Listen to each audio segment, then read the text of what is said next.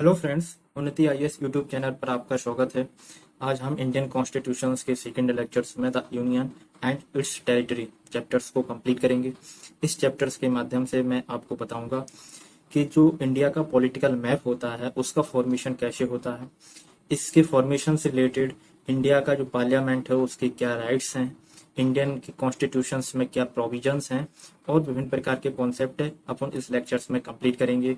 This lectures is very useful for those student who is preparing for civil services and state PCS exams and others competitive exams. So please watch it start to end. After they can easily solve any types of MCQs and concept based questions like for mains and interviews. Both mediums, Hindi and English medium student can watch this video because I am delivering these lectures in English with English, in Hindi with English language. So both mediums can watch it. So now go ahead. Bharat संघ, union of India, राज्यों का संघ। अब यहाँ अपन देखेंगे कि जो भारत का संविधान है उसमें भारत को भारत संघ कहा गया है, यूनियन ऑफ इंडिया कहा गया है। अब यहाँ इधर भारत संघ, यूनियन ऑफ इंडिया, इधर राज्यों का संघ, यूनियन ऑफ स्टेट। तो जो स्टूडेंट्स हैं उनके मन में पहला कंफ्यूजन यही आता है कि कहीं भारत संघ लिखा रहता है, कहीं राज्यों का संघ लिखा रहता है, तो इसमें क्या क्या अंतर होते हैं वो स्टूडेंट्स उलझ जाते हैं। तो यही पहले अपन अंतर देखेंगे। तो यहाँ अंतर होता वास्तविकता में क्या है, इससे रिलेटेड कॉन्सेप्ट में अपन देखें तो यहाँ जो है, जैसे यहाँ एक लिखा है भारत संघ, भारत संघ, दूसरा लिखा है इधर राज्यों का संघ, यूनियन ऑफ स्टेट। तो देखो यहाँ जो भारत संघ लिखा है इसका मतलब जो है वो स्टेट, यूनियन ऑफ स्टेट से, मतलब भारत क्या है, राज्यों का संघ है। लेकिन जो यहाँ भारत के साथ जो संघ जुड़ा रहता है, यूनियन, इसका मतलब होता है फॉर्म ऑफ गवर्नमेंट से, फॉर्म ऑफ गवर्नमेंट। यहाँ अपन देखेंगे कि टू टाइप्स ऑफ गवर्नमेंट होते हैं, टू टाइप्स ऑफ गवर्नमेंट होते हैं। जो पहला टाइप होता है वो federal type, federal form of government. एक होता है यूनियन फॉर्म ऑफ गवर्नमेंट। जो फेडरल फॉर्म ऑफ गवर्नमेंट होता है इसमें भी फेडरल का मतलब भी संघ है और इस यूनियन का मतलब भी संघ है, लेकिन दोनों में अंतर क्या है वो अपन पहले स्पष्ट करते हैं। तो दोनों में यहाँ भी राज्य होते हैं, जैसे कई राज्य, मान चलो 5 राज्य हैं और 5 राज्यों से मिलके एक फेडरल, मतलब एक फेडरल बना है जिसका मतलब है संघ बना है। जैसे कोई भी देश है वो 5 राज्य हैं उसमें और वो संघ बना है। तो इस फॉर्म, जो फेडरल फॉर्म ऑफ गवर्नमेंट में क्या होगा कि एक स्टेट ए है, एक ए है, एक ए, ये सभी स्टेट आपस में कॉन्ट्रैक्ट करेंगे और आपस में कॉन्ट्रैक्ट करके कहेंगे कि कुछ कुछ पावर सभी स्टेट एक निश्चित अनुपात में दें और एक यहाँ सेंटर बनाते हैं, इसमें ये पावर को रखा जाए। और इसको ये पावर दी गई है, इस पावर का प्रमुख उद्देश्य ये रहेगा कि इन 5 स्टेटों के कुछ कॉमन जो क्षेत्र रहेंगे उस क्षेत्र का कार्य संभाला जाएगा इस स्टेट, जो एक सेंटर बनाया गया इसके द्वारा। यह ये 5 राज्यों के बीच का एक कॉन्ट्रैक्ट है। इसका मतलब ये हुआ कि ये सेंटर से ये स्टेट, ये जो सेंटर है, यह जो फेडरल है मतलब जो संघ है, ये स्टेट के कॉन्ट्रैक्ट का एक परिणाम है।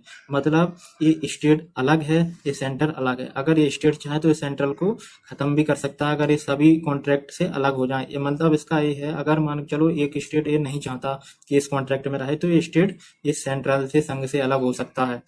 और दूसरा यहाँ क्या है कि मान चलो एक केंद्र है मतलब सेंट्रल है और यहाँ ये राज्य हैं, तो यहाँ 100% पावर रहेगा, यहाँ 100% पावर रहेगा। अब यहाँ जो राज्य हैं अगर ये चाहेंगे उतना ही पावर यहाँ ट्रांसफर करेंगे केंद्र को, और नहीं चाहेंगे तो एक केंद्र से अलग भी होकर एक सॉवरेन बन सकते हैं। तो ये होता है फेडरल फॉर्म ऑफ गवर्नमेंट। इसका एग्जाम्पल है यूएसए। जो यूएसए है वो यूएसए में क्या होता है, यहाँ लिखा है यूनाइटेड स्टेट्स ऑफ अमेरिका, जिसका मतलब है कि यूनाइटेड है, इट्स मतलब राज्य अमेरिका के, मतलब जुड़े हुए हैं एक दूसरे से, जो कभी भी अलग हो सकते हैं। तो यूएसए में क्या है, फेडरल फॉर्म ऑफ गवर्नमेंट है। जो स्टेट, जो फेडरल है अमेरिका है, वो राज्यों के कॉन्ट्रैक्ट का परिणाम है। इसका मतलब ये हुआ कि राज्य उस अमेरिका से, कोई भी राज्य अगर चाहे तो वो अलग होकर सॉवरेन कंट्री भी बन सकता है। लेकिन इसी तरह का एक और फॉर्म ऑफ गवर्नमेंट है जिसको यूनियन फॉर्म ऑफ गवर्नमेंट बोलते हैं। यहाँ भी कई राज्य होते हैं, जैसे मान चलो यहाँ भी 5 राज्य हैं। अब यहाँ क्या होगा कि 5 राज्यों के बीच का कॉन्ट्रैक्ट का परिणाम नहीं होगा ये यूनियन, यहाँ जो संघ बनेगा वो इन 5 राज्यों के समूह से बनेगा। ये 5 राज्य जो होंगे, इनका जो समूह, जो पांचों मिलेंगे, इनकी ये सारी पावर होगी, वो ही यूनियन कहलाएगी। वो ही क्या, यूनियन कहलाएगी। इसके एग्जाम्पल्स अपन देख सकते हैं, जैसे कनाडा है, भारत है, ये इसके एग्जाम्पल्स हैं। और इसमें जो अपन देखेंगे, जो केंद्र और जो राज्य के बीच पावर रहेगा ना, यहाँ क्या हो सकता है, यहाँ 100% हो सकता है, लेकिन यहाँ भी 100% हो सकता है, लेकिन यहाँ जो है 90% हो सकता है, यहाँ 10% हो सकता है। इसी तरीके से केंद्र में कम से कम 50% पावर तो होगा ही। मतलब इसका ये है कि केंद्र कभी कभी राज्य को 50 अपनी समकक्ष भी बना सकता है, और मतलब अपने 50% पावर भी ट्रांसफर कर सकता है, और कभी 40% ही पावर ट्रांसफर कर सकता है, और कभी 0% पावर भी ट्रांसफर कर सकता है। जिसका एग्जाम्पल तुम देख सकते हो, जब भारत में नेशनल इमरजेंसी या जो प्रेसिडेंट रूल्स लगता है, तो उस समय जो स्टेट्स रहते हैं उनकी पावर 0 हो जाती है, और जो सारी पावर चली जाती है वो सेंट्रल, मतलब यूनियन के पास चली जाती है। इस संदर्भ में तुम समझ सकते हो कि 100% पावर कहाँ है, सेंट्रल पे, स्टेट के पास 0% पावर बचती है। तो ये जो गवर्नमेंट फॉर्म ऑफ गवर्नमेंट होता है, इसको यूनियन फॉर्म ऑफ गवर्नमेंट बोलते हैं, इसको फेडरल फॉर्म ऑफ गवर्नमेंट बोलते हैं। इसमें टेक्निकल अंतर इतना ही होता है। तो आइए हम इसको समझते हैं। यहाँ जो लिखा है, जैसे यहाँ लिखा है कि भारत, मतलब अपन ने देखा राज्यों का संघ है भारत, और जो संघ का मतलब यूनियन फॉर्म ऑफ गवर्नमेंट, अपन ने अभी दोनों में अंतर देखा, क्या क्या अंतर होता है। तो वो भारत तो राज्यों का संघ होगा, लेकिन भारत की एक संघ प्रणाली, मतलब यूनियन फॉर्म गवर्नमेंट होगा, इसलिए भारत के साथ भारत संघ लगा रहता है, यूनियन ऑफ इंडिया लगा रहता है, जो कि भारत को उसके शासन प्रणाली के साथ दर्शाता है। यहाँ लिखा है राज्यों का संघ, मतलब यूनियन ऑफ स्टेट होगा। भारत को राज्यों का संघ कहा गया है, विनाशी राज्यों का अविनाशी संघ।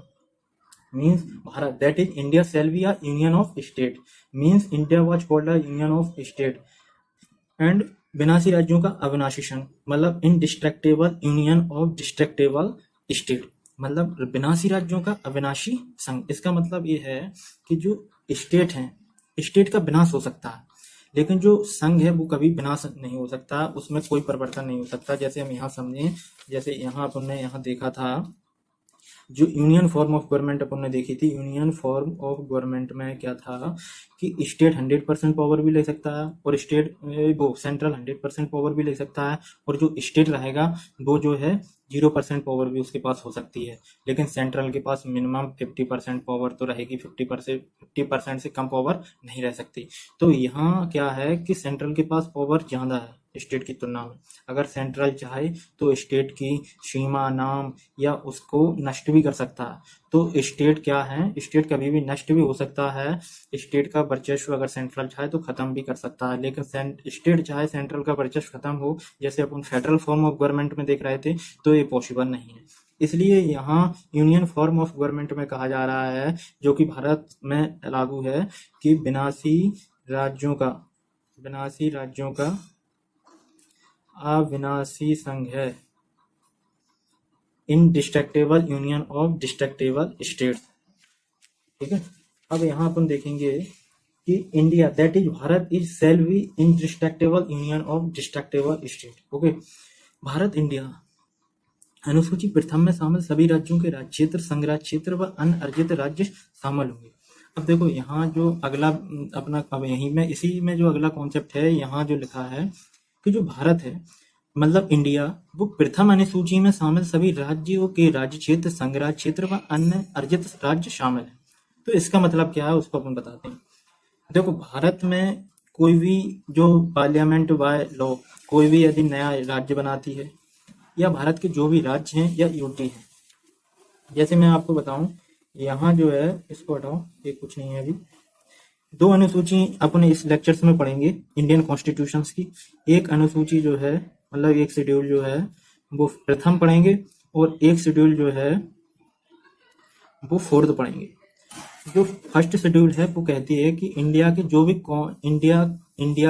पार्ट हैं, जो भी स्टेट यूटी हैं, अगर वो भारत संघ यूनियन ऑफ इंडिया में एडमिट हो जाते हैं, after that parliament have to mention in first schedule of Indian constitution. Okay, उसको अनुसूची फर्स्ट में उन्हें मेंशन करना पड़ेगा। इसी बेस पे जो है इंडियन कॉन्स्टिट्यूशन में अमेंडमेंट किया जाता है।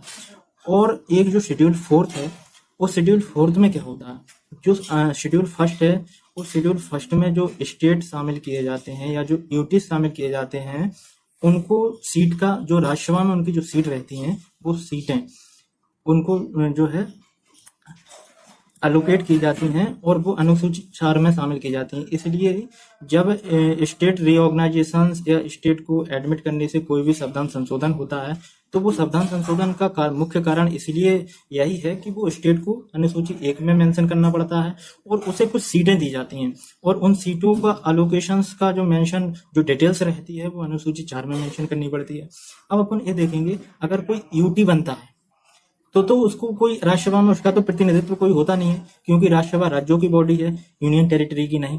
लेकिन कोई स्टेट है, लेकिन वो साथ में यूटी भी है, तो उसको राज्यसभा में प्रतिनिधित्व दिया जाता है, इस संदर्भ में उसको दिया जा सकता है। तो मुझे आशा है कि आप यहाँ समझ गए होंगे कि अनुसूची 1 और अनुसूची 2 में क्या है और संविधान में संशोधन क्यों किया जाता है जब राज्यों का रीऑर्गेनाइजेशन होता है या फिर कोई भी न्यू स्टेट एडमिट किया जाता है, उसका एस्टेब्लिशमेंट होता है। तो भारत इंडिया अनुसूची प्रथम में शामिल सभी राज्यों के राज्य, संघराज्य क्षेत्र व अनअर्जित राज्य शामिल हैं। India shall comprise all state territories and the union territories, and such other territories may be acquired which are specified in the first schedule of Indian constitutions. All provisions is mentioned in the first article of Indian constitutions. तो आज अब ये अपन ने जो पहला concept clear किया, अब इस कॉन्सेप्ट के बाद अपन इसी पार्ट के सेकंड कॉन्सेप्ट पे चलेंगे और वहाँ नई चीजें सीखेंगे। जैसे अब यहाँ एक जो नया, इससे पहले हमने राज्यों जो यूनियन ऑफ स्टेट देखे, अब देखेंगे नए राज्यों का प्रवेश व उनकी स्थापना से संबंधित चीजें देखेंगे। मतलब नए जो राज्य का एस्टेब्लिशमेंट होता है, उन राज्यों को फिर एडमिट किया जाता है, वो कैसे किया जाता है, पार्लियामेंट के क्या पावर्स रहते हैं, वो सारा प्रोसीजर अपन अब इस कॉन्सेप्ट में सीखेंगे। तो देखो, एडमिशन और establishment of new state by parliament law. Parliament have two types power to establish and admit new state into the union on such terms and conditions as it thinks fit. Okay, मतलब इसका यह है कि नए राज्यों का जो प्रवेश व स्थापना संघ में की जाती है यूनियन ऑफ इंडिया में, उस पावर को पार्लियामेंट 2 तरीके से ड्राइव करती है। जो पहला तरीका है उसमें क्या है, नए राज्यों का निर्माण करना व उसे संघ में शामिल करना।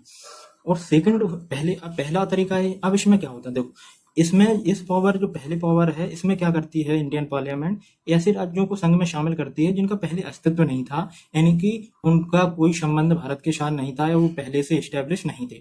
सपोज इंडिया किसी की कोई टेरिटरी, मतलब बाहरी क्षेत्र की कोई टेरिटरी अर्जित करता है और उसे भारत संघ में शामिल करता है, तो पहले उसका एक राज्य के रूप में निर्माण संसद करेगी संविधान संशोधन के द्वारा, और फिर उसे संघ में शामिल किया जाएगा।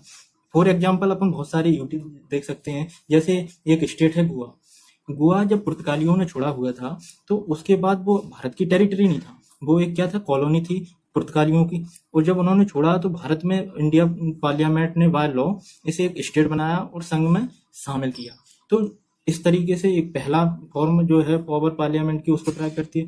दूसरे तरीके से क्या होता है, कुछ ऐसे स्टेट होते हैं जो पहले से अस्तित्व में है, जिनका अस्तित्व एस्टेब्लिश है, लेकिन पार्लियामेंट जो है उन्हें भारत संघ में शामिल करती है। जैसे अपन देखें फॉर एग्जांपल सिक्किम क्या है, सिक्किम विलय पत्र के द्वारा भारत में शामिल था, पहले से शामिल नहीं था, भारत के साथ जुड़ा हुआ था। मतलब सिक्किम का जो भारत के साथ स्टेटस था वो एक एसोसिएटेड स्टेट का था।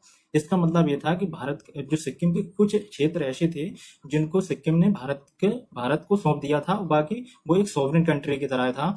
लेकिन जब भारतीय पार्लियामेंट ने 36 कॉन्स्टिट्यूशनल अमेंडमेंट 1975 के द्वारा उसे एक स्टेट बनाया और उसे भारतीय संघ यूनियन ऑफ इंडिया में फुल स्टेट का दर्जा दे दिया। ये सारे कॉन्सेप्ट हैं। जैसे अपन देखें, to establish new state and admit into the union, for example Goa, such state which are already established admit into the union, for example अपन ने देखा सिक्किम। तो इस तरीके से अपन ने देखा, एंड यह शक्ति सिर्फ संसद को संविधान के अनुच्छेद 2 के तहत है। This power is drive only by the Parliament of India by the second article of Indian constitution. Okay, so इस लेक्चर्स में हमने देखा कि नए राज्यों का प्रवेश व स्थापना ऐसे राज्य जो हम बाहर से अर्जित करते हैं, जो कहीं ना कहीं भारत के भाग नहीं थे, जिसमें दो प्रकार के राज्य होते हैं। एक तो जो पहले उनका अस्तित्व नहीं था, वो स्टैब्लिश नहीं था, तो उन्हें इंडियन पार्लियामेंट पहले पावर के तहत उन्हें स्टैब्लिश करती है, फिर भारतीय संघ में शामिल करती है। दूसरा जो पावर रहता है उसके तहत वो कहीं ना कहीं भारत से कोई ना कोई विलय पत्र के द्वारा जुड़े हुए रहते हैं, लेकिन भारत संघ में फुल स्टेट के दर्जा या यूटी के रूप में शामिल नहीं होते हैं, तो उन्हें भी वो दर्जा दिया जाता है और भारतीय संघ में शामिल Indian parliament by law, Indian by constitutional law उसको शामिल करती है। ये सारे कॉन्सेप्ट अभी तक अपन ने सीखे, तो अब अपन इससे अगले कॉन्सेप्ट पर चलते हैं, जहां अपन सीखेंगे पार्लियामेंट की power, reorganisation power of parliament. तो यहाँ अपन सीखने की कोशिश करेंगे कि जो पार्लियामेंट की वो कौन से पावर्स हैं जिनसे पार्लियामेंट रीऑर्गेनाइजेशन ऑफ स्टेट करती है, राज्यों के पुनर्गठन संबंधी संसद की शक्ति, parliament's power relating to the reorganisation of states. तो देखो होता क्या है, अब अपन ने इससे पहले दो चीजें देखी। एक चीज तो अपन ने देखी कि यूनियन ऑफ इंडिया क्या है, तो अपन ने बहुत सारा कॉन्सेप्ट देखा। उसके बाद अपन ने देखा कि संविधान का जो आर्टिकल 2 है उसके तहत जो दो तरीके से इंडियन पार्लियामेंट पावर को ड्राइव करती है, और वो नए राज्यों को स्टैब्लिश करती है और यूनियन ऑफ इंडिया में उनको एडमिट करती है। और जो अपन ये जो नया कॉन्सेप्ट पढ़ने जा रहे हैं कि राज्यों के पुनर्गठन संबंधी संसद की शक्ति, parliament's power relating to the reorganisation of state, यह जो कॉन्सेप्ट है वो इंडियन कॉन्स्टिट्यूशन के आर्टिकल 3 में मेंशन है, 3 में मेंशन है। अब जो ज्यादातर स्टूडेंट्स रहते हैं उनके मन में कंफ्यूजन यही रहती है कि जो संविधान का आर्टिकल 2 है और जो संविधान का आर्टिकल 3 है, इसमें उनको कंफ्यूजन हो जाती है कि यहाँ रीऑर्गेनाइजेशन हो रहा है, वहाँ स्टेब्लिशमेंट हो रहा है स्टेट का। तो जब कोई नया स्टेट बनता है और वो संघ में प्रवेश लेता है, या मान के चलो जो स्टेब्लिश होता है और नया स्टेट कोई अस्तित्व में आता है, तो वो कंफ्यूज हो जाते हैं कि ये आर्टिकल संविधान के आर्टिकल 2 से स्टेब्लिश करके भारत में शामिल हुआ है क्या 3 से। तो वहां वो सारे कंफ्यूजन अपन खत्म करेंगे। तो अपन देखते हैं, जैसे होता क्या है कि ये है कॉन्स्टिट्यूशन है अपना, कॉन्स्टिट्यूशन, इसका जो आर्टिकल 1 है 2, एक जो आर्टिकल है वो है 3। इसमें जो अपन ने देखा कि पार्लियामेंट स्टेट का इस्टेब्लिशमेंट कर रही है और फिर उसे इंडियन जो यूनियन है, मतलब यूनियन ऑफ इंडिया है, उसमें एडमिट कर रही है। तो इस संदर्भ में जब आर्टिकल 2 के तहत कोई राज्य स्टेब्लिश होगा तो वो आउटर मतलब टेरिटरी से होगा, एक्सटर्नल टेरिटरी होगी, वो भारत के भाग से संबंधित नहीं होगा, कोई बाहरी राज्य होगा उससे संबंधित होगा। लेकिन जो आर्टिकल 3 के तहत कोई भी स्टेब्लिशमेंट होता है या अपन कहते हैं कोई राज्य है, वो उसका रीऑर्गेनाइजेशन, यहाँ अंतर ही स्पष्ट दिख रहा है, यहाँ रीऑर्गेनाइज हो रहा है, मतलब ऐसे राज्य जो पहले ही से भारत के पार्ट हैं, भारत का इंडियन पॉलिटिकल मैप के पार्ट हैं, उनको रीऑर्गेनाइज किया जा रहा है। मतलब इसका ये है, जैसे हम फॉर एग्जाम्पल देखें 2014 में ये था आंध्र प्रदेश था, इसको 2014 में क्या किया गया, 2 भागों में बांट दिया गया, मतलब इसका रीऑर्गेनाइजेशन कर दिया गया, इसका कुछ हिस्सा ले लिया गया, जिसको अपन कहें ये तेलंगाना, यहाँ इसको तेलंगाना बना दिया गया, तेलंगाना, और ये जो था आंध्र प्रदेश, ये 2014 में ऐसा किया गया। अब यहाँ हुआ क्या कि पहले पूरी टेरिटरी थी वो आंध्र प्रदेश की थी, तो यहाँ अल्टरिंग की गई, altering the boundaries of Andhra Pradesh की जो पूरा क्षेत्र था या सीमा थी उसमें कमी की गई, altering the boundaries and areas of Andhra Pradesh and created new state like Telangana, means Telangana, okay, और नया स्टेट क्रिएट किया गया तेलंगाना। तो ये सारी चीजें होती हैं। वही अपन आर्टिकल 3 के तहत क्या होता है, मान के चलो यही दो स्टेट हैं, एक ये है एक है, तो अपन ने पहला देखा अल्टरिंग होता है, altering the boundaries and areas. तो अल्टरिंग का मतलब क्या होता है, कम करना। जैसे आंध्र प्रदेश की पहले बाउंड्री बड़ी थी, अब कम हो गई क्योंकि एक तेलंगाना उससे बन गया, और उसका एरिया भी पहले बड़ा था लेकिन अब कम हो गया, अल्टरिंग हो गया, मतलब डिक्रीज हो गया। लेकिन दूसरा होता है नाम में परिवर्तन। सपोज जैसे इसका नाम ए है तो इसका नाम बी कर देना, या बी का नाम सी कर देना, तो एक काम भी किया जाता है, changes the name of any state by the parliament by the article of 3 of Indian constitution, okay, ये सारी चीजें की जाती हैं। साथ में क्या होता है, जो diminish the area of any state अपन ने देख लिया, मतलब अल्टरिंग, देखो अल्टरिंग का मतलब होता है, मतलब ठीक है, boundaries and the name of any state, मतलब इसको जो अपन ने यहाँ देखा तो यहाँ जो बाउंड्री मतलब इसका एरिया कम हुआ, कम करना मतलब होता है डिमिनिश, और जो अल्टरिंग होता है मतलब परिवर्तन करना, जैसे नाम में परिवर्तन कर दिया, सीमा में परिवर्तन कर दिया, और एरिया में परिवर्तन कर दिया, ये सारी चीज़ें। तो मुझे आशा है कि आपको ये समझ में आया होगा आर्टिकल 3 में कैसे और आर्टिकल 2 में क्या अंतर रहता है। अब यहाँ अपन देखते हैं वो सभी प्रावधान जो इंडियन कॉन्स्टिट्यूशन के आर्टिकल 3 में मेंशन है। जैसे वहाँ लिखा है कि राज्यों के राज्य क्षेत्रों व संघ राज्य क्षेत्रों के क्षेत्रफल व सीमाओं में परिवर्तन कर नए राज्य का निर्माण करना, मतलब to establish new states by separation of territory from any state और बाय यूनाइटिंग टू और मोर स्टेट्स और पार्ट्स ऑफ स्टेट। राज्यों व संघ राज्य क्षेत्रों के नामों में परिवर्तन करना, to altering the names of states and union territories. यह एंड और अपन देखें diminish the area of any state, किसी भी राज्य की बाउंड्री या अपन नहीं किसी भी राज्य के क्षेत्रफल को कम करना, डिमिनिश करना, ठीक है। यह सभी प्रक्रिया भारत में शामिल राज्यों में ही की जाती है, जो अपन ने देख लिया, जो ऑलरेडी इंडियन पॉलिटिकल मैप के भाग हैं, भारत के शेड्यूल फर्स्ट में मेंशन है, उसी में यह प्रक्रिया आर्टिकल 3 को अप्लाई किया जाता है। दीज ऑल प्रोविजंस, यह जो अपन ने सारे प्रोविजंस देखे जिस संविधान के आर्टिकल 3 के में मेंशन है, यह जो है संसद को रीऑर्गेनाइजेशन ऑफ स्टेट पावर देते हैं। अब अपन इतने कॉन्सेप्ट के बाद अपन एक लास्ट कॉन्सेप्ट में आते हैं, और उस कॉन्सेप्ट में बताया गया है कि जो पावर रहती है, मतलब जो अनुच्छेद हैं, अपन जैसे यहाँ देखे हैं कि आर्टिकल अपन ने फर्स्ट देखा, अभी सेकंड देखा, थर्ड देखा, लेकिन अपन अगर देखें तो जो आर्टिकल फर्स्ट और सेकंड और थर्ड अपन जो देख रहे हैं, जिसमें आर्टिकल सेकंड है और जो आर्टिकल जो थर्ड है, इसमें भी राज्यों का एस्टेब्लिशमेंट होना है, इसमें भी होना है, अपन ने देखा कैसे होना है। दोनों से क्या होता है कि एक नया राज्य अस्तित्व में आता है। अब वो राज्य अस्तित्व में आया तो उसको मेंशन कहाँ किया जाएगा, तो क्या किया जाएगा, इंडियन कॉन्स्टिट्यूशन में अमेंडमेंट होगा पार्लियामेंट के द्वारा, और वो अमेंडमेंट के थ्रू जो अपन ने देखी थी अनुसूची 1 में उस राज्य जो नया राज्य अस्तित्व में या जो यूटी आती है उसको मेंशन किया जाता है। अगर राज्य बना या राज्य के साथ यूटी बने दोनों, तो अनुसूची 4 में भी उनकी सीटें एलोकेशंस को मेंशन किया जाएगा अनुसूची 4 में। अब यहाँ एक कॉन्सेप्ट, यहाँ ये सारी चीजें अपन ने देखा कि कॉन्स्टिट्यूशनल अमेंडमेंट किया जाएगा।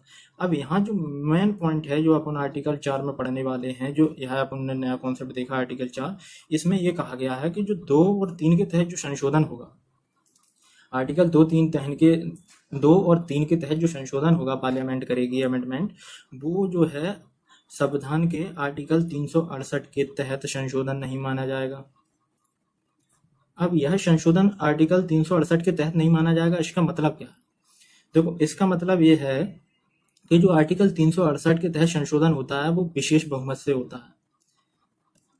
जब आगे हम जब एक नया चैप्टर्स पढ़ेंगे भारतीय संसद के विशेषाधिकार, तो उसमें संशोधन संबंधी अधिकार भी देखेंगे, और वहां अपन आर्टिकल 368 को पढ़ेंगे, तो वहां अपन डिटेल से पढ़ेंगे। यहाँ जो अपन ब्रीफ में थोड़ा समझ लेते हैं संक्षेप में क्या चीजें हैं।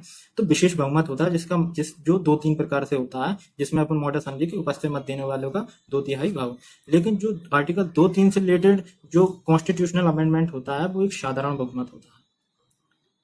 बहुमत होता है, जो कि आर्टिकल 368 में मेंशन नहीं है। इसलिए इसको अपन कह रहे हैं कि 2-3 का संशोधन आर्टिकल 368 के तहत नहीं माना जाएगा, एक साधारण बहुमत माना जाएगा, जिसको उपस्थित और मत देने वाले का 50+1% ही होना चाहिए, काम चल जाएगा, और जो है जो प्रस्ताव है, बिल है, वो पारित हो जाएगा। तो ये कॉन्सेप्ट थे जो इस चैप्टर से रिलेटेड थे। अब अपन इसी चैप्टर से रिलेटेड अन्य कॉन्सेप्टों पर आगे बढ़ते हैं। इस चैप्टर में अपन आगे देखेंगे कि अगला जो कॉन्सेप्ट आएगा इसके बाद वो आता है भारतीय राज्यों का एकीकरण, यानी कि integration of the Indian states. जो इंडियन स्टेट्स हैं उनका इंटीग्रेशन कैसे हुआ।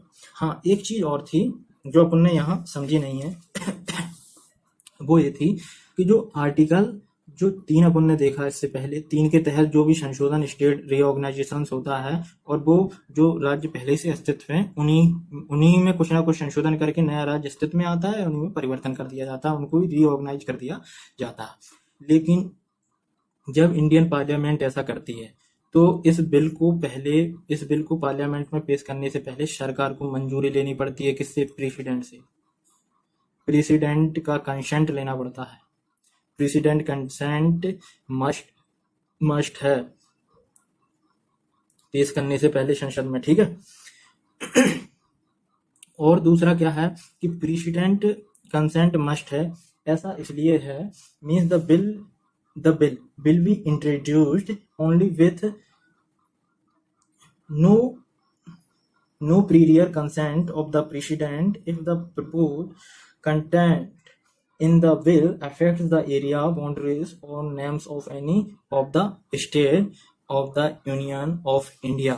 इसका मतलब ये है कि इससे संबंधित कोई भी बिल संसद में पेश होता है, यदि वह किसी राज्य की बाउंड्री, उसके नाम में परिवर्तन या किसी राज्य में हस्तक्षेप हो रहा है, वो प्रभावित हो रहा है, तो प्रेसिडेंट क्या करता है, उस बिल को पहले उस संबंधित राज्य को भेजता है। लेकिन भेजने के बाद उस राज्य का उसका व्यू, यानी कि उसका व्यू जानने के लिए उसने क्या मतलब उस पर राय दी है, इसको जानने के लिए जो है वो प्रेसिडेंट क्या है, बाध्य नहीं है, मैंडेट नहीं है कि प्रेसिडेंट उनका व्यू जाने और उसको माने भी। जो संसद को अच्छा लगेगा, प्रेसिडेंट को अच्छा लगेगा, होता वही है। बस क्या है, जो अफेक्टेड राज्य होता है उसको बताने के लिए, उसको इन्फॉर्म करने के लिए कि हम ऐसा करने जा रहे हैं, उसके लिए एक वो जो है उस बिल को पहले वहां भेजा जाता है, एक कॉपी उसकी। अगर वो राज्य उस बिल से संबंधित कुछ संशोधन या कुछ व्यू अपना देता है केंद्र को या राष्ट्रपति को, अगर राष्ट्रपति पर निर्भर है, अगर वो उसे माने या उसे इनकार कर दे। Means for expressing its view, मतलब state expressing its view within such period as may be specified और president allow after specified period और allowed has expired. President has not mandated to know the views of the states. Okay, ये अपन ने miss यहाँ किया था, तो उसको अपन ने कंप्लीट किया। अब अपन इसके बाद आते हैं अगले कॉन्सेप्ट पे, यहाँ अपन देखेंगे कि इंटीग्रेशन ऑफ इंडियन स्टेट्स कैसे हुआ। जो अगला कॉन्सेप्ट यही है कि भारतीय राज्यों का एकीकरण। तो यहाँ अपन समझने की कोशिश करेंगे कि स्वतंत्रता प्राप्ति से पूर्व, मतलब before independent of India era में क्या था। तो अपन देखें, जो कॉलोनी थे ब्रिटिश क्राउन की, यानी कि ब्रिटिश कंपनी का अपने यहाँ शासन था, अपन गुलाम थे, तो उस समय जो ब्रिटिश क्राउन शासन करता था, तो वो जो है ब्रिटिश भारत कहलाता था, जहाँ वो डायरेक्ट शासन करता था। ब्रिटिश पूरे जो कॉलोनी को उस समय भारत ना कह के ब्रिटिश भारत कहते थे। और इसमें क्या होता था, 9 प्रांत होते थे जहाँ गवर्नर डायरेक्ट शासन करता था, मतलब 9 प्रांत में गवर्नर का शासन होता था। और जो देसी रियासतें होती थी 9 प्रांत के अलावा, जो लगभग 552 के आसपास थी, जहाँ पर क्या होता था कि एक नेगोशिएशंस होता था ब्रिटिश क्राउन का या वायसराय या हम कहें गवर्नर या गवर्नर जनरल का उस देसी राजा के साथ। एक नेगोशिएशंस के साथ कुछ फैसिलिटी जो है प्रोवाइड की जाती थी by the British crown to the princely state, उसको प्रोवाइड की जाती थी। उस बेस पे जो है उनका जो ब्रिटिश क्राउन का या ब्रिटिश जो अंग्रेजों का उस राज्य के देसी राज्य के साथ जो है संबंध बने होते थे, और उसी के माध्यम से वो वहां शासन का संचालन करते थे देसी रियासतों में। तो इसमें विवाद ये था कि 549 रियासतें सीधे भारत में मिल गई थी। जो 549 जो प्रिंसली स्टेट थे, they are directly to admit in the union of India, but Hyderabad, Junagadh और जम्मू एंड कश्मीर, इन्होंने जो है स्वतंत्रता के बाद भारत में शामिल हुए। इससे पहले इन्होंने, किसी ने स्वतंत्र रहने की बात कही, किसी ने पाकिस्तान में शामिल होने की बात कही, किसी ने ये 2 बार मतलब मत रखे हुए थे। तो यहाँ अपन एक छोटा सा पहले कॉन्सेप्ट देखते हैं। वो कॉन्सेप्ट है क्या, देखो यहाँ अपन देखते हैं कि पहले तो एक चीज आपने इंडियन हिस्ट्री पढ़ी होगी, आपने कभी यहाँ देखा है जो देसी रियासतें थी, एक तो अपन में ब्रिटिश भारत था, 9 प्रांत, गवर्नर प्रत्यक्ष मतलब डायरेक्ट शासन करता था, और 9 प्रांत और 552 रियासतें, मतलब कितने राजा थे अपने यहाँ, 552 राजा होंगे और वहाँ जनसंख्या भी होगी। लेकिन जो मुट्ठी भर लोगों ने कैसे शासन किया। तो इसके कई कॉज थे जो अपन इंडियन हिस्ट्री में बहुत अच्छे तरीके से समझेंगे जब इंडियन हिस्ट्री का लेक्चर लिया जाएगा। तो अपन यहाँ देखेंगे तो इसमें इसी के संदर्भ में कहा जाता है कि उनके जो अंग्रेज थे उनका एडमिनिस्ट्रेटिव पावर और नेगोशिएटर पावर बहुत अच्छा था। वो क्या करते थे कि देसी राजाओं को साथ नेगोशिएशंस कर लेते थे, उन्हें कुछ फैसिलिटी देते थे और उसी के माध्यम से वहां से लाभ लेते रहते थे। इससे क्या कर होता था कि उन्हें जो वहां की जनता का जो शोषण होता था राजा के द्वारा, क्योंकि इनडायरेक्ट तरीके से वहां बहुत अधिक कर वसूला जाता था। कर वो क्योंकि ब्रिटिश क्राउन इन राजाओं पर प्रेशर बनाते थे कि आप मुझे इतनी इनकम यहाँ से करके आप मुझे दीवानी अधिकार यहाँ दोगे। तो वो प्रिंसली स्टेट में दीवानी अधिकार ले लेते थे और वहाँ बहुत अधिक किसानों का और बाकी लोगों का शोषण करते थे। लेकिन इसका जो विरोध है वो डायरेक्टली देसी राजाओं को झेलना पड़ता था और उन्हें ब्रिटिश को अंग्रेज इससे मुक्त होते थे। इसलिए वो नेगोशिएशन करते थे देसी राजाओं के साथ, तो कई फैसिलिटीज देते थे जिसको अपन आगे से लेक्चर्स में थोड़ा देखेंगे। यहाँ अपन ये देखते हैं कि जो अपन ने देखा कि 9 ब्रिटिश प्रांत थे, वो तो डायरेक्ट भारत में ही माने जाएंगे, ठीक है। अब मतलब 9 ब्रिटिश प्रांत थे जो भारत में, जिसमें से अपन में बंटवारा होता है और जिसमें से कुछ उत्तर पश्चिम वाला भाग का कुछ क्षेत्र है पाकिस्तान में चला जाता है। लेकिन जो देसी रियासतों के पास 3 ऑप्शन, देशी जो रियासत थी यानी कि पोटेंशियली स्टेट थे जो, उनके पास 3 ऑप्शन थे, या तो भारत में एडमिट हो जाएं या पाकिस्तान में एडमिट हो जाएं या फिर जो है स्वतंत्र या अपन कहें सॉवरेन संप्रभु स्टेट बन जाएं। तो ज्यादातर जो रियासतें हैं ऑलमोस्ट अपन कहें 5 और 9 के आसपास, वो they can directly in admit in Indian territory, मतलब इंडिया में शामिल हो गई थी डायरेक्टली 549। अब कुछ बचे हुए थे जो अपन वो 3 हैं, लेकिन कुछ जो 549 जो अपन ये 3 जो हैदराबाद है, जूनागढ़ है, कश्मीर है, ये बड़ी रियासतें थी। लेकिन कुछ छोटी रियासत थे, उन्हें एक बार एक करके अपन कुछ देखते हैं जिन्होंने विरोध किया हुआ था। जिनमें से अपन जो देखें वो रियासतों में से, तो वहां अपन ऐसे देखेंगे, जैसे अपन बात करें तो अपन देखेंगे कि जो वो एक रियासत थी जिसका नाम था, जैसे भोपाल थी। भोपाल क्या थी? एक छोटी रियासत थी।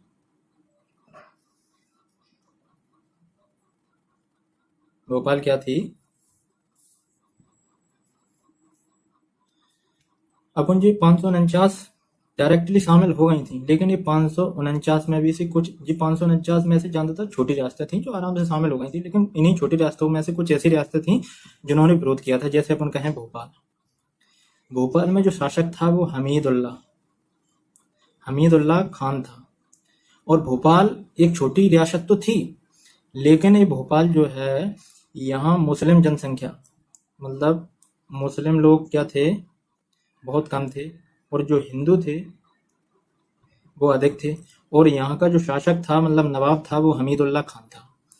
जब पंडित जो अपने मतलब लौह पुरुष थे, सरदार वल्लभ भाई पटेल, उन्हें देसी रियासतों का एकीकरण का काम सौंपा गया था। गृह मंत्री पहले थे और पहले डिप्टी प्राइम मिनिस्टर भी थे, तो वो इन सारों कामों में लगे रहते थे। तो उन्हें जब भोपाल का मामला आया तो उन्होंने वहां भेजा, मतलब अपना जो विलय प्रस्ताव है, नेगोशिएशंस करने की कोशिश की भोपाल। तो वो यहाँ था क्या कि हमीदुल्लाह खान जो था मुस्लिम था और इसका जो जिन्ना से काफी लगाव था, मतलब पाकिस्तान की ओर झुकाव था। लेकिन यह स्वतंत्र राज्य रहना चाहता था, लेकिन झुकाव किसकी ओर था? पाकिस्तान की ओर झुकाव था। तो यह फिर जब पाकिस्तान की ओर झुकाव था, लेकिन फिर यह स्वतंत्र स्टेट बनने की बात करता है। लेकिन जब बाद में होता क्या है कि इस पर दबाव बनाया जाता है और धीरे धीरे करके यह जो मैंने की आज़ादी से पहले ही, भारत की आज़ादी से पहले ही भारत में शामिल हो जाता है, ठीक है। मतलब ये भारत में शामिल हो जाता है। अब अपन देखें यहाँ,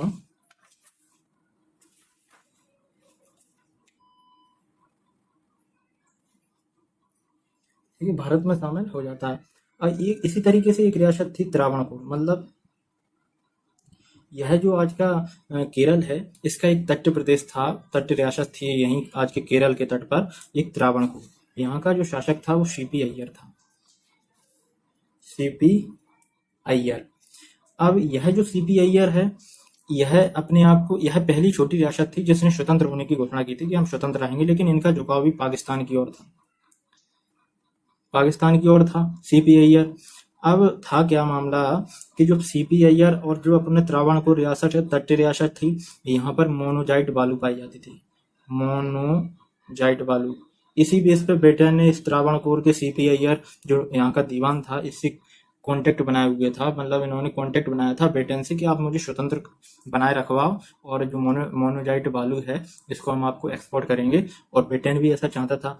ब्रिटेन ऐसा इसलिए चाहता था क्योंकि ब्रिटेन नाव के हथियारों के निर्माण में आगे निकल सकता था मोनोजाइट बालू से के माध्यम से, क्योंकि उसमें नाव के तत्व पाए जाते हैं। लेकिन बाद में जब इसे भी 30 जुलाई 1947 में भारत में शामिल कर लिया गया। इसी तरीके से एक जोधपुर थी।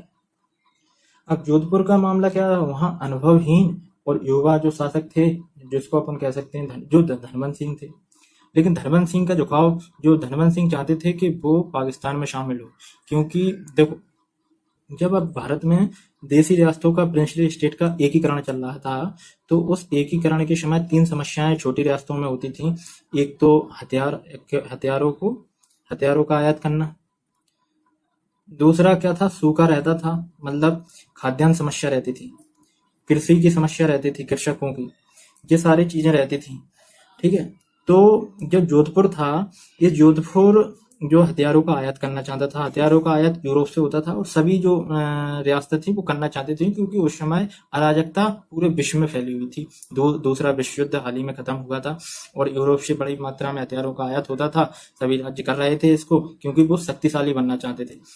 तो जब जोधपुर का जो धनवंत सिंह राजा था, उसने जो जिन्ना के साथ नेगोशिएशंस किया कि अब मैं पाकिस्तान से जुड़ना चाहता हूँ। क्यों वो ऐसा इसलिए करना चाहता था कि पाकिस्तान से जुड़ के वो सोचता था कि उसे लाभ ज्यादा है, क्योंकि वो पाकिस्तान के माध्यम से हथियारों का व्यापार कर सकता था आसानी से। लेकिन जो अपने सरदार वल्लभ भाई पटेल हैं, उन्होंने फिर जोधपुर के धनवंत सिंह राजा से नेगोशिएशंस किया, और उन्हें काठियावाड़ प्रायद्वीप से जोड़ा, और रेल से कनेक्ट किया, और उनके हथियार जो आयात करने की सिस्टम थी उनको मतलब श्योरिटी दी उन्होंने कि आपको हथियारों का आयात करवाया जाएगा, इसमें भारत सरकार आपकी मदद करेगी। दूसरी, जो सूखा आपके यहाँ कृषक समस्या है उसको भी सॉल्व किया जाएगा, और अनाज भेजा जाएगा, ये सारी चीजें की जाएंगी। और अंततः जो 11 अगस्त 1947 पर जोधपुर भी भारत में शामिल हो जाता है। अब जो रियासतें बचती हैं, वो रियासतें बड़ी बड़ी रियासतें बचती हैं, जिसमें अपन देखें हैदराबाद है, जूनागढ़ है, जम्मू एंड कश्मीर। जो हैदराबाद का इशू है, इसी तरीके से अपन देखें जूनागढ़ का इशू है, और जम्मू एंड कश्मीर का इशू है। जो हैदराबाद था, यहाँ निजाम शासन करता था। ठीक है, निजाम यहाँ जो है वो शासन करता था, और जिसका जो है मीर निषाद अली नाम था उसका, मीर निषाद अली उसका नाम था निजाम का। ठीक है, और वो जो हैदराबाद क्या थी, एक बड़ी रियासत थी, और जो दक्षिण भारत के अधिकांश भाग को यह कवर करती थी, और समृद्धशाली रियासत थी। और यहाँ भी हिंदू अधिक थे, मुस्लिम कम थे, और जो शासक था मीर निषाद अली था, मतलब मुस्लिम शासक था। और हैदराबाद जो है वो क्या था कि अपने आप को स्वतंत्र रखना चाहता था हैदराबाद। लेकिन बाद में क्या हुआ कि हैदराबाद स्वतंत्र रखना चाहता था, लेकिन यहाँ ऑपरेशन पोलो चलाया जाता है भारतीय फोर्सेस के द्वारा, क्योंकि यहाँ के जो कट्टरपंथी मुस्लिम कहें या कट्टरपंथी जो लोग थे, उन्होंने हिंदुओं पर अत्याचार किया। इसी के संदर्भ में भारत सरकार द्वारा यहाँ फोर्सेस भेजी गई, और उन फोर्सेस के द्वारा ऑपरेशन पोलो चला के इस हैदराबाद को भारत में शामिल किया गया। और जो यहाँ का मीर निषाद जो अली था, मतलब मीर उस्मान अली निजाम था यहाँ का, उसे यहीं का गवर्नर बना दिया गया, माफ कर दिया गया, क्योंकि उसने आत्मसमर्पण कर दिया था। ये हैदराबाद का इशू था। अब अपन देखते हैं जूनागढ़ में क्या था। जूनागढ़ गुजरात में, दक्षिण गुजरात में एक रियासत थी, मतलब दक्षिण गुजरात में, दक्षिण पश्चिम गुजरात में एक रियासत थी, और यहाँ भी हिंदू ज्यादा थे, मतलब हिंदू अपन कहें 80% थे, और मुस्लिम कहें अपन तो वो 20% ही थे। इसके अंतर्गत 2 रियासतें और आती थी, जिनको अपन कहें मंगरौल, जहाँ हिंदू शासक होते थे, राज्य थे इसी जूनागढ़ रियासत के अंतर्गत, और जो था बावरिया वाड़ रियासत थी, ठीक है। ये दो रियासतें और आती थी। जूनागढ़ पाकिस्तान में मिलना चाहता था। जब इसका जो शासक था जूनागढ़ का, उसका नाम जो है, उसका नाम मेरे को अभी ध्यान नहीं आ रहा, खैर क्या था, लेकिन जो यहाँ का जूनागढ़ का शासक था वो पाकिस्तान में मिलना चाहता था। और वो क्या करता था, जब उसने पाकिस्तान में मिलने की घोषणा की तो इसके मतलब मोहम्मद अली जिन्ना भी इससे कांटेक्ट किए हुए थे, अपने सरदार वल्लभ भाई पटेल। तो यहाँ जो मंगरौल और बाबरियावाड़ जो राज्य थे, इनके शासकों ने इसका विरोध किया। जब विरोध किया तो जूनागढ़ के जो शासक मतलब नवाब था, उसने यहाँ अपनी सेना भेजी और सैन्य कार्रवाई दोनों राज्यों पे की। तो दोनों राज्यों पे सैन्य कार्रवाई की तो इन्होंने भारत सरकार से मदद मांगी और भारत इंडियन फोर्सेस गए। इंडियन फोर्सेस ने सबसे पहले जूनागढ़ के शासकों की मंगरौल और बाबरियावाड़ से जो है सेनाओं को खदेड़ा और इन पर भारत सरकार ने कब्जा किया। और फिर यहाँ जनमत संग्रह की पहल की। मतलब जूनागढ़ की एक अदालत थी, जब वहाँ ये मामला पहुंचा तो उसने कहा कि जनमत संग्रह करवाया जाए। भारत इस पर सहमत हो गया था, जबकि पाकिस्तान इस पर सहमत नहीं था। पाकिस्तान का कहना था कि पहले इंडियन फोर्सेस को हटाया जाए मंगरौल और बाबरियावाड़ से। ऐसा वो इसलिए करना चाहता था जो उसने कश्मीर में किया। अगर इंडियन फोर्सेस हट जाएंगी, बाद में वो अपने यहाँ मिशन चलाएगा और बाद में फिर कभी आने नहीं देगा भारत को, भारत में शामिल नहीं होने देगा। तो भारत सरकार ने इंडियन फोर्सेस नहीं हटाई और बाद में जनमत संग्रह किया गया जूनागढ़ में, और जूनागढ़ 1948 में भारत का भाग बन गया। हैदराबाद भी 1948 में ही ऑपरेशन पोलो के द्वारा बना।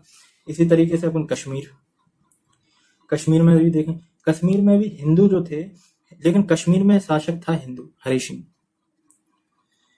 हिंदू संख्या कम थी, मुस्लिम संख्या अधिक थी। शासक हिंदू था और जो हिंदुओं में कश्मीरी पंडित हुआ करते थे जो काफी धनाढ़ थे, लेकिन मुस्लिम थोड़े थे जो मतलब ज्यादा पैसे वाले नहीं थे। तो यहाँ होता क्या है कि कश्मीरी जो राजा थे हरि सिंह, उन्होंने कहा था कि वो स्वतंत्र रहना चाहते हैं, ना तो वो पाकिस्तान में शामिल होना चाहते हैं ना इंडिया में। लेकिन जब पाकिस्तान ने वहाँ कुछ कबीले लोगों को भेजा और वहाँ आक्रमण करवाया राजा पर प्रेशर बनाने के लिए, तो राजा ने जो है भारत सरकार से मदद मांगी। और भारत सरकार से मदद मांगी। जो शेख अब्दुल्ला हैं, जो वहाँ के प्रधानमंत्री थे पहले, वजीर आलम, उनको ही राजा हरि सिंह ने दिल्ली भेजा था मदद मांगने के लिए। 1947 में भारत सरकार ने उनकी मदद की। उससे पहले एक बलाय पत्र पर हस्ताक्षर करवाए, जिसके तहत संचार, रक्षा और जो है विदेश मामले को भारत सरकार को सौंपा गया। और आगे चल के कुछ मतलब शर्त रखा गया कश्मीर को। और 1948 में वहाँ अंतरिम सरकार बनती है कश्मीर में, जिसके पहले प्रधानमंत्री शेख अब्दुल्ला को बनाया जाता है। 1991 में वहाँ संविधान सभा बनती है। 1992 में दिल्ली समझौता होता है, जिसके तहत कहा जाता है कि ऐसा स्पेशल स्टेट वगैरह का दर्जा रहेगा कश्मीर को। 1954 में फाइनली भारत का अभिन्न अंग बनता है। अब एक कश्मीर इशू जो है वो किसी भी एस्पिरेंट्स के लिए, स्पेशली यूपीएससी एस्पिरेंट्स के लिए बहुत ही ज़्यादा इंपॉर्टेंट है। तो आगे हम इसी लेक्चर्स में नहीं, आगे हम एक नया कश्मीर इशू का एक लेक्चर्स बनाएंगे, जिसको हम कश्मीर इशू को उसमें डिटेल्स से बताएंगे। कश्मीर इशू क्या है, भारत से कश्मीर में किन किन राज्यों का जो है कब्जा है, वर्तमान में भारत की कौन सी टेरिटरी है जो चाइना ने ली है, पाकिस्तान ने ली है, कैसे टेररिज्म वहाँ बढ़ा, अब कैसे उसका डेवलपमेंट होगा 370 हटने के बाद, क्या डेवलपमेंट हो रहा है, क्या नहीं हो रहा है, क्या वहाँ के लोगों के अधिकारों को छीना जा रहा है या नहीं छीना जा रहा है। सभी प्रकार की कश्मीर इशू या कश्मीर पर अपन विस्तार से चर्चा करेंगे आगे कोई एक नया लेक्चर्स बना के। ओके, तो यहाँ आपने समझा कि जो हैदराबाद, जूनागढ़ और जम्मू एंड कश्मीर स्वतंत्रता के बाद भारत में शामिल हुई। अब मैं आपको एक कॉन्सेप्ट बताता हूँ, वो कॉन्सेप्ट ये है।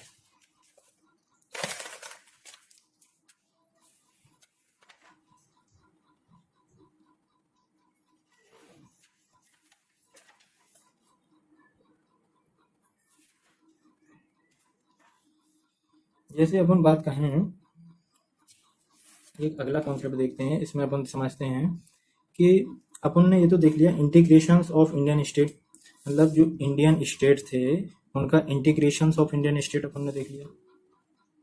इंटीग्रेशन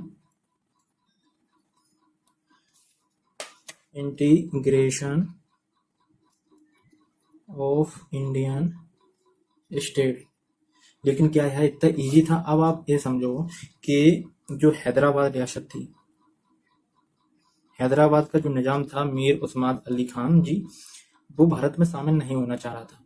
देखो समस्याएं क्या थी। जो प्रिंसली स्टेट थे, इनमें जो था राष्ट्रवाद का अभाव था। नेशनलिज्म जो धारा थी इनके अंदर नहीं थी, राष्ट्रवाद का अभाव था। क्योंकि जो भारत के ज्यादातर राजा थे, ज्यादातर सभी राजा नहीं, और सभी ऐसे राज्य नहीं थे।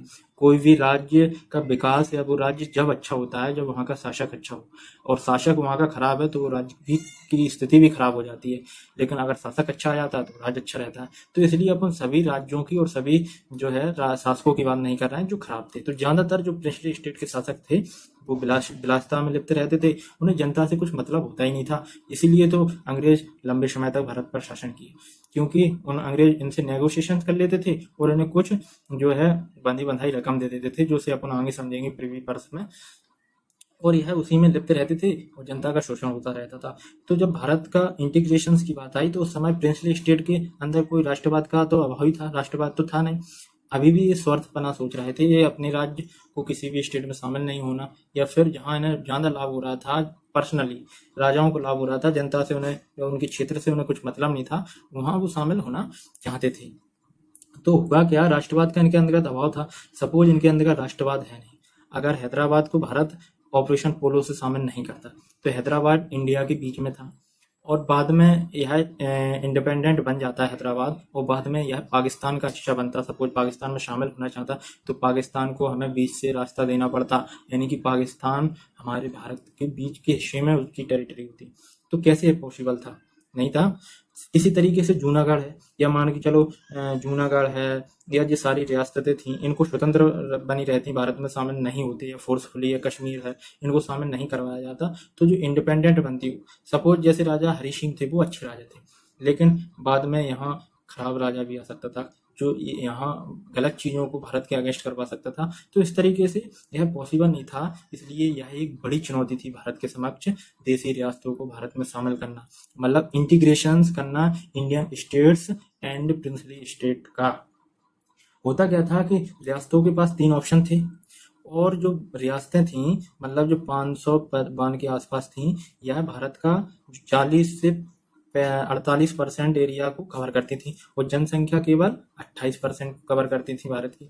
ठीक है, वैधानिक रूप से यह ब्रिटिश के अधीन थी, लेकिन वास्तविकता में यह ब्रिटिश क्राउन की पूर्णतः अधीनस्थ, मतलब वैधानिक रूप से यह भारत के अधीन नहीं थी। मतलब ऐसा था कि इनके साथ नेगोशिएशन रहता था। तो वैधानिक डायरेक्टली तो यह ब्रिटिश क्राउन की नहीं थी, लेकिन ब्रिटिश इनडायरेक्टली ब्रिटिश क्राउन का ही शासन था प्रिंसली स्टेट में।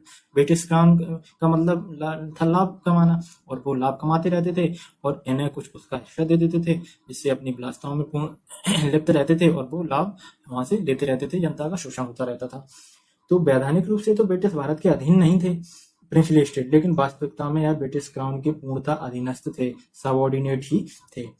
इनमें राष्ट्रपति यह क्या करते थे, प्रिंसली स्टेट अपन ने देखें तो यह ब्रिटिश सरकार की या ब्रिटिश क्राउन की मदद करते थे। जो राष्ट्रवादी प्रवृत्तियों का जन्म होता था, जैसे मान के चलो नेशनल फाइटर फ्रीडम थी, यह इनके अंदर राष्ट्रवाद था, तो यह अंग्रेजों का विरोध करते थे। तो जो जिस राज्य में मतलब प्रिंसली स्टेट था वहां कोई यदि राष्ट्रवादी विचारधारा का व्यवहार होता था तो उसे दबाने में यह राजा या प्रिंसली स्टेट के शासक अंग्रेजों की मदद करते थे।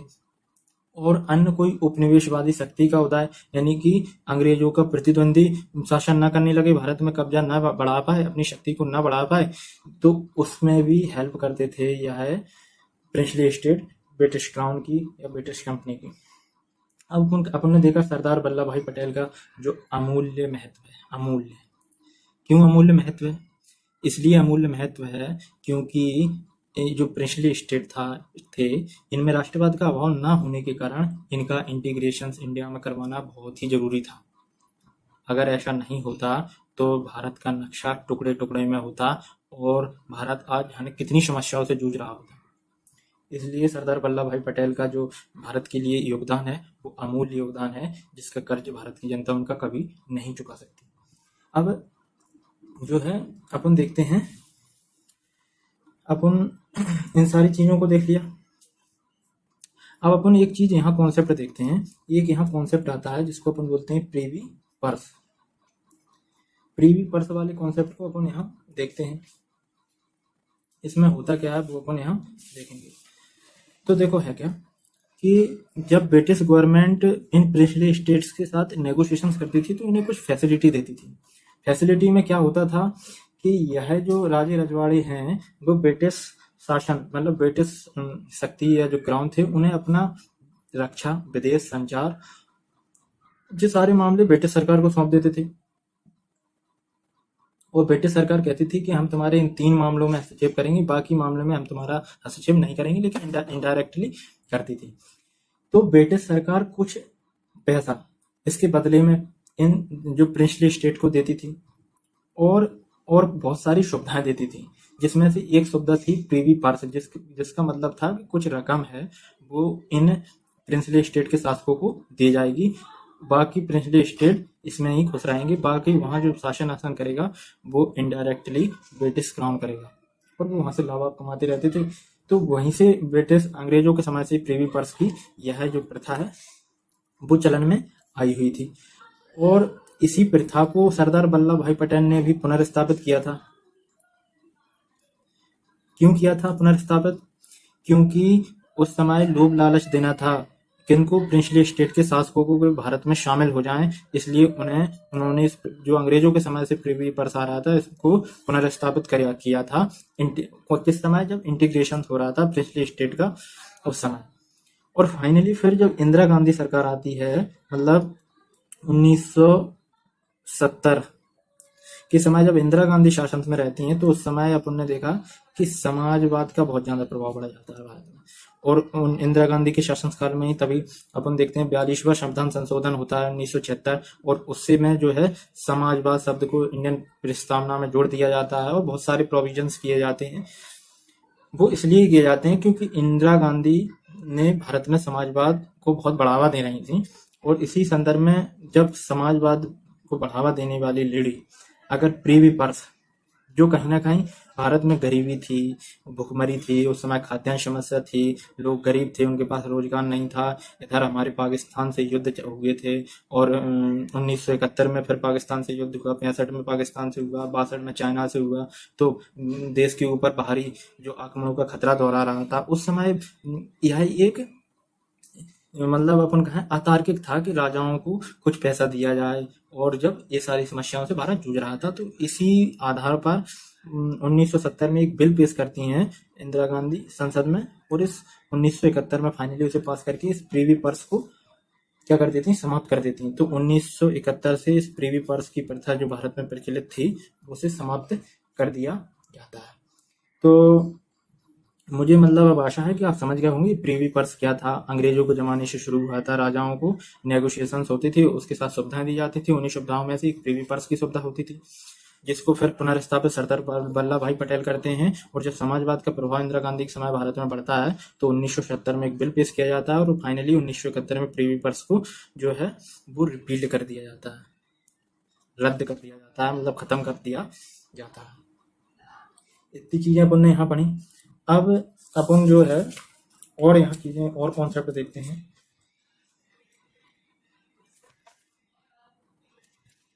अब आगे अपन इसी लेक्चर्स में आगे कुछ कॉन्सेप्ट में बढ़ते हैं।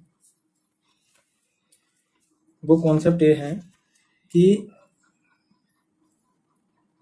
जैसे अपन देखें भारतीय शब्द, अपन ने राज्य देखे कि भारत में जो स्टेट हैं, ब्रिटिश प्रांत थे, उन्हें सीधा भारत में शामिल वो तो हो ही गए थे, और जो प्रिंसली स्टेट का इंटीग्रेशन करना था, तो उस समय जब सारे स्टेट यूटी भारत में शामिल हो गए, तो पहले भारत जो आज कहते हैं अपन के भारत में 28 स्टेट हैं, 8 यूटी हैं, लेकिन उस समय ऐसा वर्गीकरण नहीं था।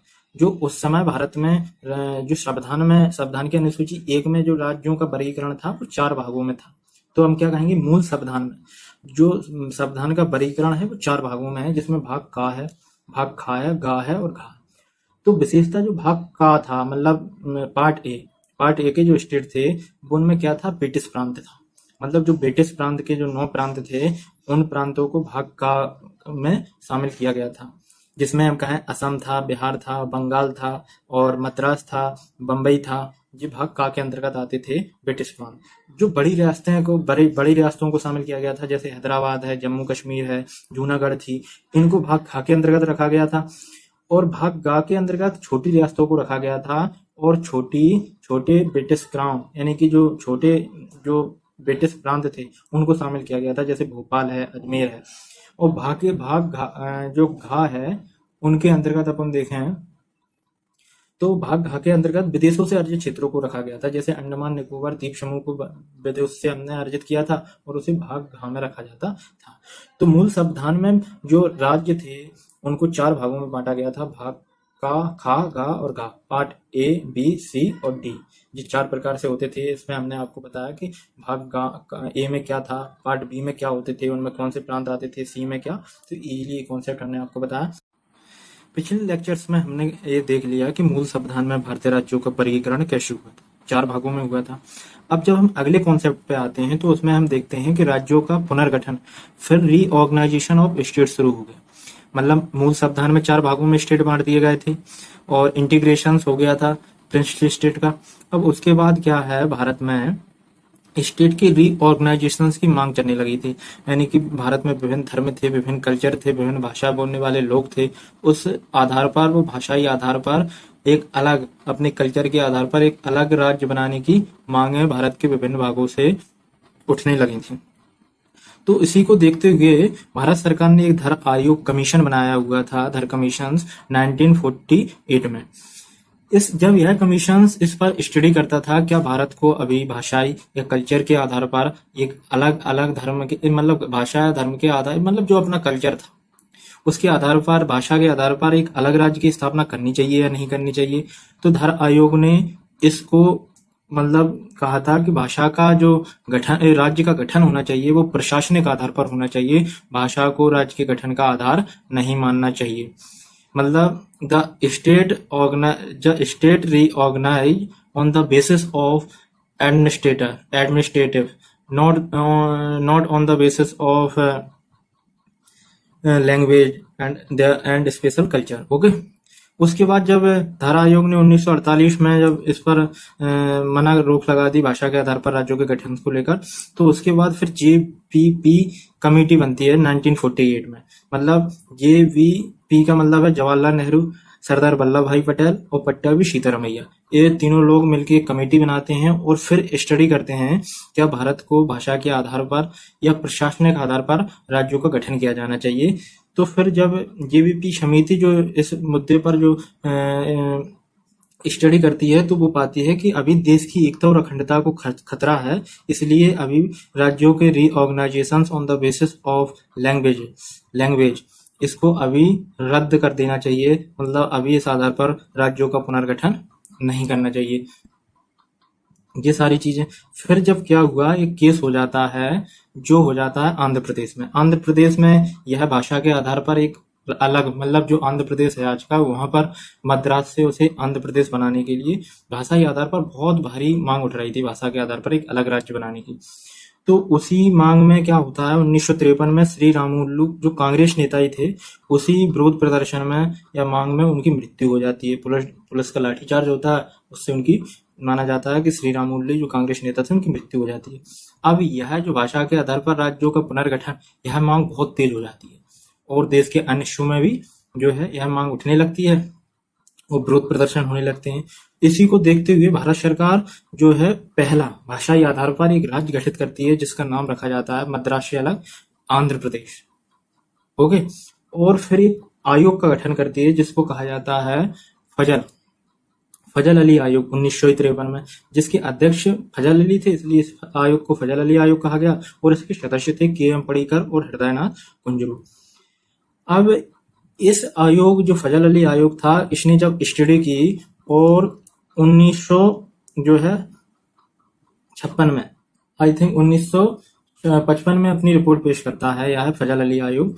और 1955 में ही जो है रिपोर्ट पेश करता है कि भाषा के आधार पर राज्यों का गठन होना चाहिए। ये रिपोर्ट पेश करता है और प्रोसीजर बताता है कि इस तरीके से होना चाहिए जिससे देश की एकता अखंडता को खतरा उत्पन्न ना हो। तो फिर इंडियन पार्लियामेंट 7वां संविधान संशोधन किया जाता है 1956 में और 1 नवंबर 1956 को 14 राज्य और 6 यूटी में, जो मूल संविधान में 4 भागों में जो राज्य थे उनको 14 राज्य और 6 यूटी में बांट दिया जाता है। इनकी इसी लेक्चर्स में आगे एक लिस्ट दी जाएगी जिसमें बाकायदा सारे जो स्टेट का फॉर्मेशन हुआ था, कौन सा स्टेट कब बना है, उनका एक क्रम है।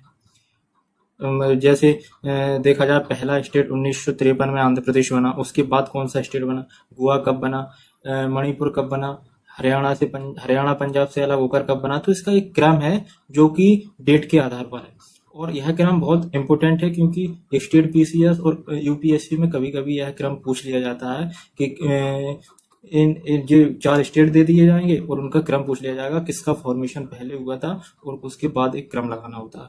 तो ये फॉर्मेशन, इसको अब मैं पीडीएफ फॉर्म में भी आपको अपने टेलीग्राम चैनल उन्नति IAS नथिंग एल्स पर प्रोवाइड करवा दूंगा, जिसका लिंक डिस्क्रिप्शन में होगा। आप वहां से डाउनलोड कर सकते हैं इसकी पीडीएफ हिंदी और इंग्लिश में। तो आइए अब आगे बढ़ते हैं। तो अपन ने देखा कि मूल संविधान में जो राज्य थे उन्हें 4 भागों में बांटा गया था, और जब राज्यों का पुनर्गठन शुरू हुआ 1948 से, फाइनली 1953 में राज्य का पहला रीऑर्गेनाइज स्टेट बना, वो बना आंध्र प्रदेश।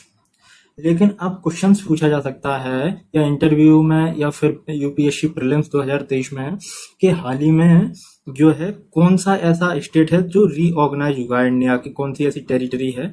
तो अपन देखें जम्मू कश्मीर 2019 में स्पेशल स्टेट हटके उसको फुल स्टेट बना है, मतलब भारत में वो। उसके बाद 2019 में जो दादर नागर हवेली है उसको दमन दीप के साथ मर्ज किया गया है 2019 में, जम्मू कश्मीर के 370 स्टेटस हटने के बाद। तो हाल ही में किस यूटी का रीऑर्गेनाइजेशन हुआ है, दादर नागर हवेली का मर्ज हुआ है किसके साथ, दमन एंड दीप का, जिसको अब अपन ये देखेंगे कि दादर और नागर हवेली का दमन और दीप का इस साथ क्यों जो वो है। जैसे यहाँ देखें अपन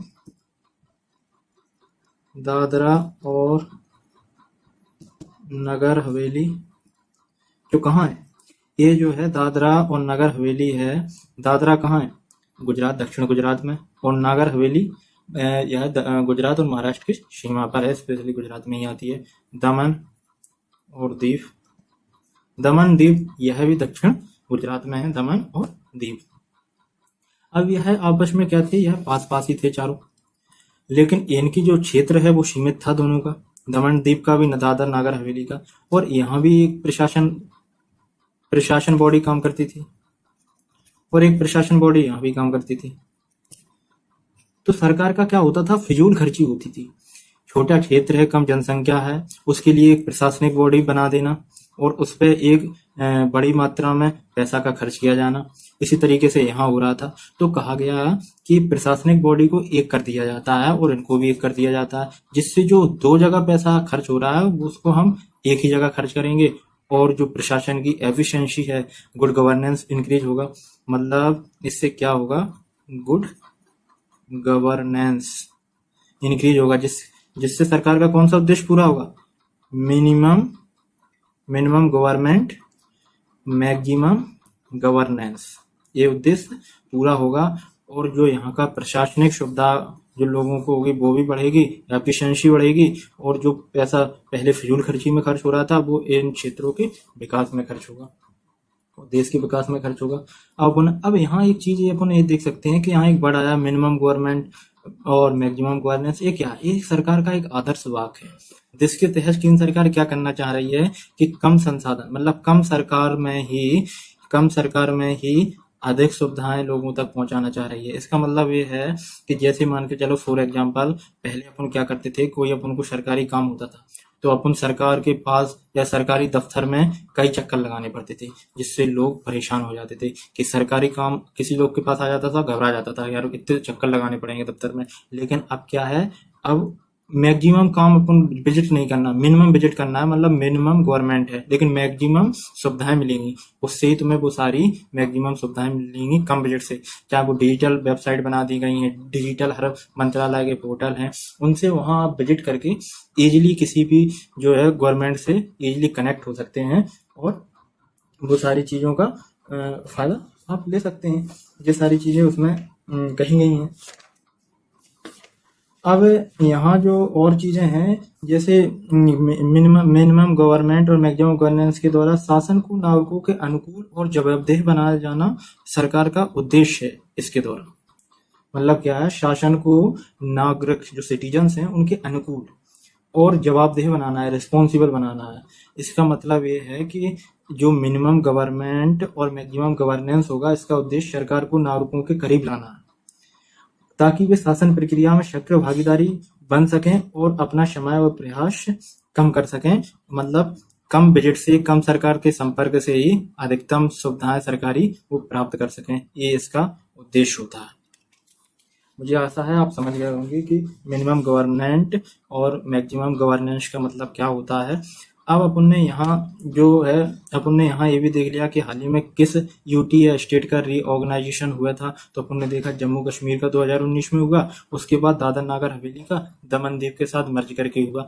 अब अपन वो सारी लिस्ट देखेंगे जो अपने इंडियन की रीऑर्गेनाइजेशन की है, कौन सी डेट पे कौन सा स्टेट का रीऑर्गेनाइजेशन हुआ, उनका एक क्रम आपको ध्यान रखने की बहुत जरूरत है, जो कहीं ना कहीं यूपीएससी या स्टेट पीसीएस एग्जाम्स में क्रम पूछा जा सकता है कि आप इसको स्टेट वाइज क्रम में लगाइए, कौन से पहला स्टेट स्टेब्लिश हुआ है, कौन सा बाद में। अब मैं इसमें वीडियो में भी दिखा देता हूँ आपको, और बाकी आप इसको हमारी उन्नति IAS nothing else Telegram channel है, जिसका लिंक डिस्क्रिप्शन में दिया जाएगा, वहां से आप उसको टेलीग्राम चैनल ज्वाइन करके पीडीएफ डाउनलोड कर सकते हैं, जो हिंदी इंग्लिश दोनों में होगी। बाकी मैं उसको यहाँ भी लिस्ट को यहाँ भी दिखा दूंगा। वो लिस्ट है, जैसे यहाँ देखा जाए 1956 के बाद बने जो 14 राज्य और 6 जो यूटी बनी थी। तो अपन देखें, आंध्र प्रदेश तो पहला रीऑर्गेनाइज स्टेट था, 1953 में बन गया था। लेकिन उसके बाद अपन देखें तो 1960 में बम्बई से अलग हुआ था, महाराष्ट्र और गुजरात बने थे बम्बई से अलग होकर 1960 में। ठीक है, इसी तरीके से अपन देखें जो दादरा एवं नागर हवेली है, नागर नहीं है, नगर हवेली, दादरा एवं नगर हवेली है, जो 1961 में जो है यूटी बना था।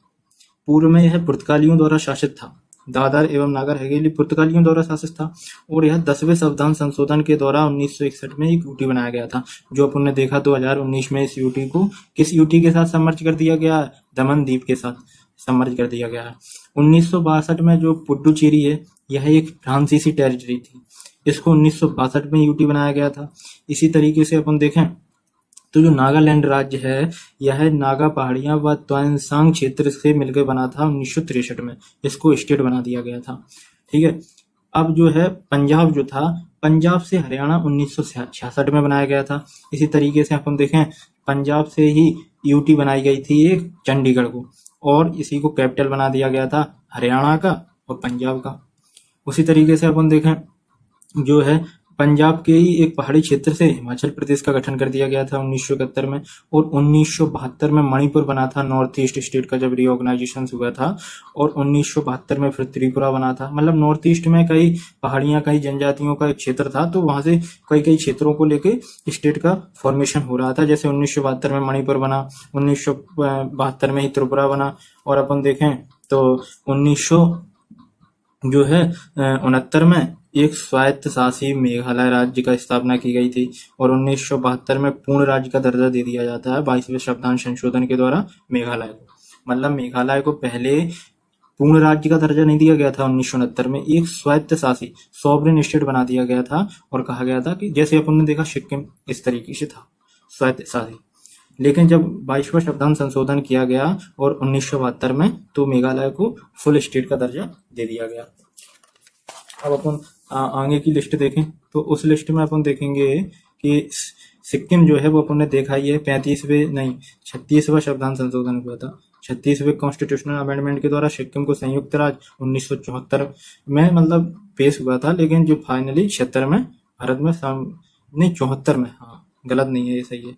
ये जो 35वां कॉन्स्टिट्यूशनल अमेंडमेंट है, इससे सिक्किम को जोड़ा गया था एसोसिएट स्टेट के रूप में भारत से। लेकिन जब 36वां संविधान संशोधन किया गया, यही 36वां संविधान संशोधन किया गया कॉन्स्टिट्यूशनल अमेंडमेंट, उसके द्वारा पूर्ण स्टेट का दर्जा दिया गया था, वो 1976 में दिया गया था।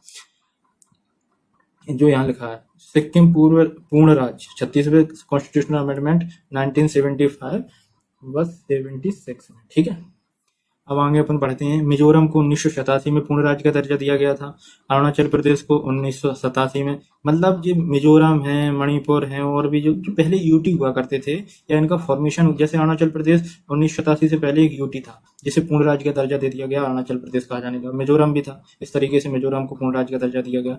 जो गोवा था वो पहले यूटी ही था, गोवा को पूर्ण राज्य का दर्जा दिया गया 1987 में। मध्य प्रदेश से 2000 में छत्तीसगढ़ अलग होके बना।